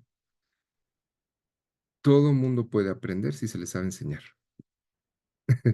Eso es muy importante, siempre recordarlo, porque yo, miren, digo, cuando uno cierra la puerta del salón de clases, este, uno tiene la libertad por las competencias, por las habilidades, por el momento de hacer las cosas por las personas. Eh, Cierras y pues, adentro no existe más que tu vocación y tu esfuerzo porque estas cosas funcionen. Entonces, muchas gracias por tu punto, porque me alienta muchísimo y como ciudadano, ¿no? Y como académico. Ujú. Gracias, gracias, doctor Pedro. Mire, tenemos varias preguntas. Miren, nos han compartido esta información y nos surgen estas dudas de nuestro público, pero pues los tiempos ya nos están, lamentablemente ya no nos podemos atenderlas todas. Ahorita tenemos solo el espacio para una última pregunta en este día. Berenice de León Caro me pregunta, doctor. Dice, primeramente lo felicita por su ponencia y su pregunta es, desde la función directiva, ¿cómo se podría estimular el desarrollo de las capacidades humanas? Sí, muchas ¿Cómo gracias. ves, doctor?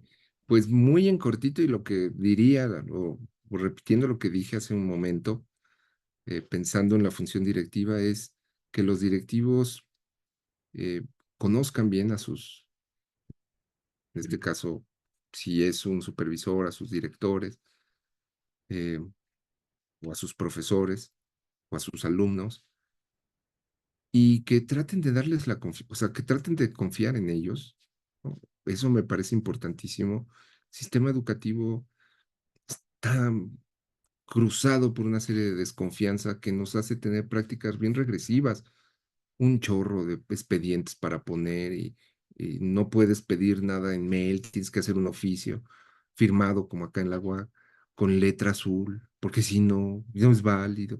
O sea, unas cosas, te piden el oficio 10 veces porque no hay confianza en las personas. Creo que eso no puede ser, ¿no?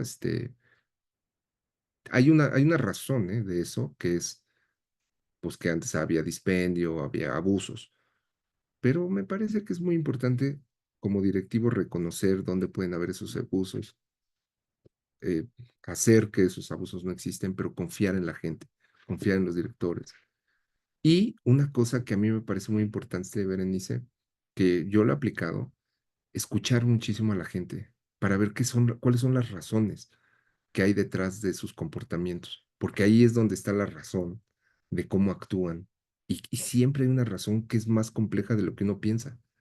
Y cuando uno dice, ay, pues ahora entiendo por qué se comportó de esta manera, pues en primera ya no juzgas, entiendes y para la otra puedes actuar de manera distinta. Entonces, eso es lo que yo diría, más confianza entre nosotros no estaría de más.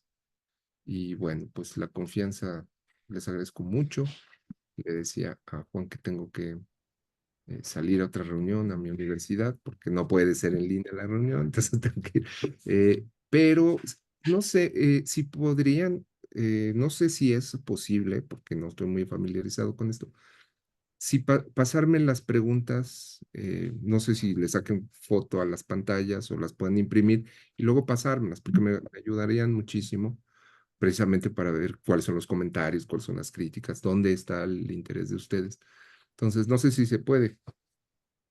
Sí, ¿Sí? gracias. Con toda, cuente con esa información, doctor. Se las haremos llegar. Pues muchísimas gracias. Les agradezco muchísimo su atención. Sé que es un horario difícil por las actividades que seguramente todos tenemos, pero encantado de estar con ustedes y espero saludarlos personalmente bien, bien pronto en el bello Tehuacán, Puebla. Mucho gusto, lo esperamos por acá, doctor, y pues en nombre de la Universidad Pedagógica Nacional Unidad UPN 213, le queremos expresar nuestro más sincero agradecimiento por haber compartido pues, esta conferencia con este tema tan interesante. Le Gracias. agradecemos y esperamos verlo pronto. Les Sí, deseamos mucho éxito en sus siguientes proyectos. muchas gracias. Y sí, ahí están mis datos. Si alguien quiere escribirme y hacerme las preguntas que no se pudieron hacer, háganmelas. Estamos en comunicación continua, no hay problema. Bien, Gracias. pues nuestro público pues, lo está escuchando para que también pueda tener pues esa información, ¿no? También no se queden con esa duda o su inquietud en comentario, preguntas que nos estuvieron realizando durante su presentación. Le Gracias. agradecemos, doctor, pues muchas gracias. Y dejo a cargo del maestro Pablo que les va a decir una información. Gracias, Pues, doctor. gracias, doctor. Y en Hasta nuestra luego. audiencia que aún nos acompaña, les pedimos que no se retiren, ya que les daremos información sobre la constancia. Pero les vamos a robar unos minutitos muy breve para darles a conocer nuestros posgrados. En esta ocasión, de manera específica, les presentaremos dos posgrados con sus características muy generales para que puedan revisarlos y a lo mejor se interesen en cursar una maestría aquí con nosotros. Y es de hecho, los invitamos porque al final les van a presentar un cuestionario en el que van a tener que, les pedimos por favor que cuando les soliciten su nombre, lo escriban completo, que verifiquen que su nombre no esté bien escrito. De hecho, nos comparten que el nombre debe de ser con los dos apellidos, ¿sí? Entonces, al finalizar, estemos muy atentos porque al finalizar nuestra sesión vamos a poder compartirles esta información para que su constancia se les pueda entregar. Recuerden que son puntos acumulables para que puedan estar presentes en esos 3 días de nuestro segundo webinar que la Universidad Pedagógica Unidad 213 pues nos hace llegar. Y pues para su servidora es un placer poder compartirles información sobre la maestría en educación media superior. Es una maestría que surge a partir de la necesidad de fortalecer referentes de carácter psicopedagógico, pues indispensables para generar una eficiente tarea de aprendizaje en los bachilleres del centro de trabajo. Recordemos que muchos de nuestros docentes de educación media superior pues han expresado la necesidad de formación pedagógica, atendiendo que mucha de su formación inicial, académica o profesional, pues está enfocada a las diferentes disciplinas o áreas académicas que pues esto requiere, ¿no? Entonces, esta multidisciplinariedad nos ayuda, nos fortalece en el nivel medio, pero también puede considerarse como una necesidad para poder profesionalizar y atender las necesidades de capacitación y formación de nuestros docentes de educación media superior. Por favor. Por ello, esta maestría se enfoca a docentes de educación media superior interesados en comprender los principales retos de enseñanza que se presentan en este nivel educativo. Asimismo, se considera el ingreso de personal directivo que ocupe funciones relacionadas con docencia, investigación, difusión de la cultura y administración. De hecho, también es para que aquellos egresados de las universidades, independientemente de su formación, estén interesados en poder estudiar o especializarse en el nivel de educación media superior. Por ello, pues este programa es profesionalizante en nuestra maestría en educación media superior porque se trabaja para qué, ¿no? Aquí tenemos 2 puntos esenciales que les queremos compartir. Uno de ellos es que nuestros maestrantes de educación media superior los apoyamos para fortalecer las competencias académicas y profesionales que como docentes pues ejercen en su trabajo académico en este nivel.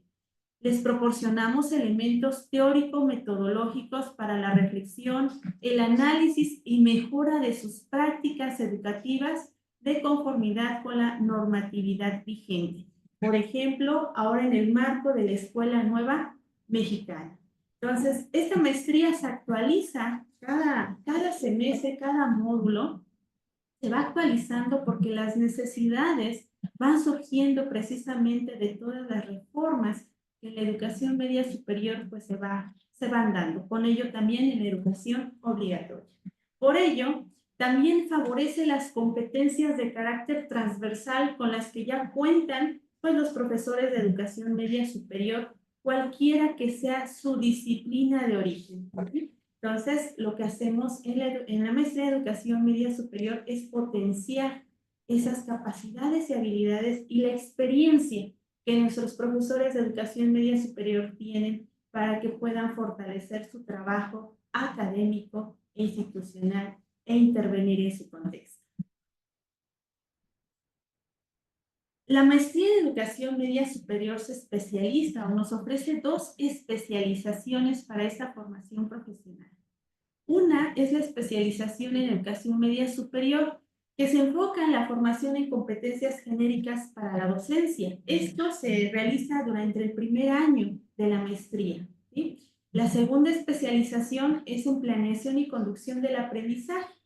Esta nos habilita para la formación en enseñanza de los objetos de aprendizaje. Esta es la especialización que se ofrece durante el segundo año. Ambas especializaciones nos ayudan a obtener el grado de maestro en educación media superior. Por ello, pues les compartimos que esta maestría tiene una duración de 6 cuatrimestres que equivalen a 6 módulos. En total son 2 años de profesionalización, 2 años que dura la maestría en educación media superior. La modalidad es semipresencial, es decir, además de tener sesiones o asesorías de manera presencial, también se trabaja a través de plataforma y de videoconferencias, como en el caso de Meet, una plataforma muy útil para poder realizar ese tipo de actividades, o el acercamiento a las asesorías que se requieran durante su maestría o los maestrantes requieren para su formación. La titulación es al aporte generacional. Esto representa una ventaja, pues al terminar la maestría, ustedes pueden tener el documento, que es una tesis que se va construyendo a lo largo del desarrollo de la maestría. Están acompañados por asesores que los van llevando de manera muy puntual, muy cercana, para poder terminar con este documento al finalizar la maestría. Esto nos permite titularse de manera inmediata y obtener pues el grado de maestro en educación media superior a la brevedad. El costo del módulo aquí en la maestría en educación media superior es de 3,000. Cada módulo duró 4 meses y pues en total son 6 módulos para que puedan culminar con la maestría. Les presentamos también el mapa curricular de la maestría en educación media superior. Pueden ver aquí en cada módulo cómo se especializa. Por ejemplo, en la primera especialización en educación media superior, que es la línea de formación en competencias genéricas para la docencia, tenemos 3 módulos. El primer módulo, el primer cuatrimestre, se enfoca en las competencias para la docencia. El módulo 2, en los temas selectos. Aquí cabe aclarar que esos temas selectos son de acuerdo a las necesidades que nuestros maestrantes manifiestan de su práctica. En el módulo 3, igualmente, este módulo es especializado con temas transversales que fortalecen precisamente la práctica docente en educación media superior. La especialización o nuestra segunda especialización en planeación y conducción del aprendizaje tiene una línea de formación en enseñanza de los objetos de aprendizaje. Recordemos que cada uno de nuestros docentes en educación media superior tienen una formación inicial que puede impactar en alguna de las siguientes disciplinas: matemáticas, ciencias experimentales, ciencias sociales, humanidades, comunicación y, en el caso de directivos, gestión institucional, por poner un ejemplo. Vean que cada uno, independientemente de la formación académica inicial, ustedes tienen la oportunidad en la maestría de educación media superior de especializarse en los objetos de aprendizaje que son una línea en el terreno psicopedagógico o pedagógico. Y esto fortalece mucho su práctica docente. Por eso vemos que en los módulos, en el cuarto módulo, tenemos en el módulo 5, en el cuatrimestre, las competencias para la enseñanza de los objetos de aprendizaje, que son la parte medular que los va especializando para poder atender estas necesidades en nuestros maestros de educación media superior, así como los temas selectos y especializados en los próximos módulos, que les permiten pues atender sus necesidades de contexto. Y bueno, pues cualquier información o algún candidato estén interesados en cursar la maestría en educación media superior, les compartimos los datos.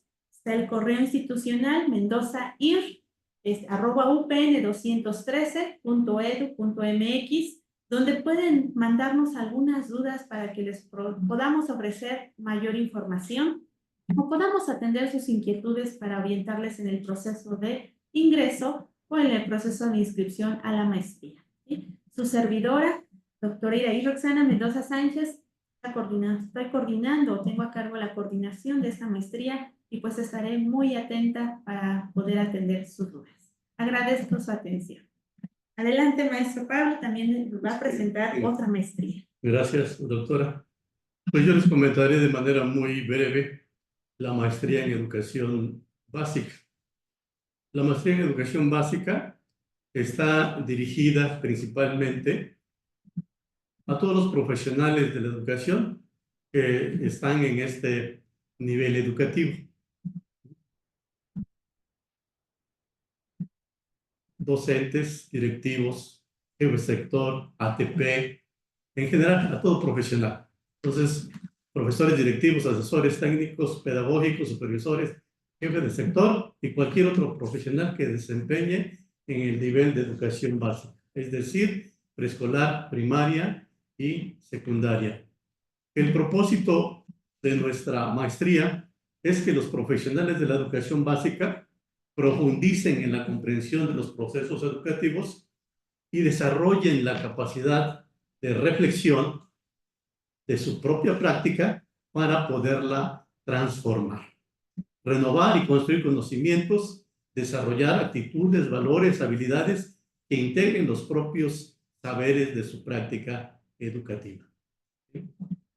La estructura de la maestría está estructurada en dos especialidades. La primera especialidad, que la cursan todos, es en competencias profesionales para la práctica pedagógica en educación básica. La segunda especialidad, a escoger de estas tres posibles: enseñanza de la lengua y recreación literaria, interacción entre naturaleza y sociedad, y gestión educativa y procesos organizacionales. En esta última hay una que es gestión educativa, pero con énfasis en matemáticas. Después de cursar la primera, tendrían la oportunidad de seleccionar una de estas segundas especialidades. La duración de la maestría es de 2 años. Es un sistema modular que se cursa en 6 módulos. Las sesiones son presenciales los días sábados de 8 a 12:30 horas y entre semana tenemos una sesión virtual de 14 a 20 horas. Las ventajas de estudiar en la maestría en educación básica es que tenemos programas actualizados con el enfoque de la NEM.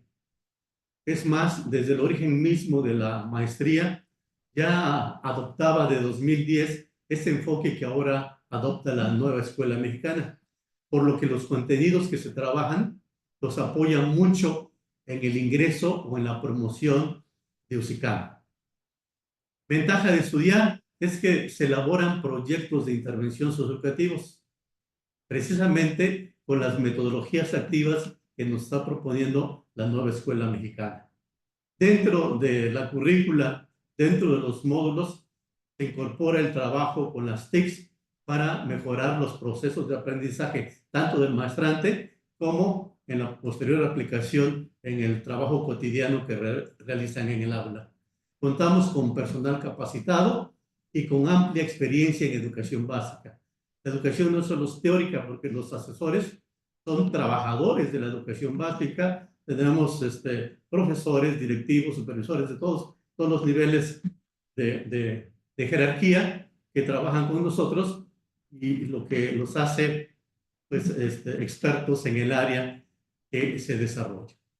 La coordinación de la maestría de educación básica está a cargo de su servidor, maestro Pablo Campos Arriaga, camposp@upn213.edu.mx, nuestro correo electrónico, y pues pueden consultar la convocatoria en la página de Facebook de la propia universidad. Pues muchas gracias y ojalá estén interesados en nuestros posgrados, que aquí estamos esperando recibirlos para desarrollar juntos estos procesos de enseñanza-aprendizaje en la mejora de nuestro desempeño cotidiano. Con esto estamos finalizando, no sin antes recordarles que este webinar es acumulativo. Sin embargo, es necesario participar de las 3 sesiones, hacer el registro, ¿sí?, para que se considere y se tenga su constancia de 10 horas. Y que es acumulable, porque en un posible evento posterior, que generen otras 20, ya tendrían, perdón, otras 10, ya tendrían 20, y así posteriormente que les ayude a sus procesos de ingreso o promoción en USICAM. Al cierre del webinar les va a aparecer un formulario en el que ustedes llenen con sus datos correctos y de esa manera se registra su asistencia y tenemos los datos para la elaboración de su constancia al finalizar este evento el día de mañana. Pues les queremos agradecer sinceramente su presencia y participación aquí en la conferencia y la atención que han tenido para poder escuchar también la oferta de posgrados. Recuerden que la Universidad Pedagógica Nacional, Unidad UPN 213, está ofreciendo 4 posgrados de maestría. El día de hoy les presentamos 2, la maestría en Educación Media Superior y la maestría en Educación Básica. También contamos con otros 2 posgrados, como la maestría en Educación Campo Práctica Educativa y la maestría en Intervención Pedagógica. Estén muy atentos a la información porque los invitamos a formar parte de nuestra comunidad de UPN 213. Bueno, tenemos la participación del auditorio. Vamos a permitirle que nos hable, que nos exprese su inquietud, opinión, etcétera. Adelante, Lucía Olvera, ¿le escuchamos? Adelante, puede estar levantando la mano, puede comentar su duda o inquietud.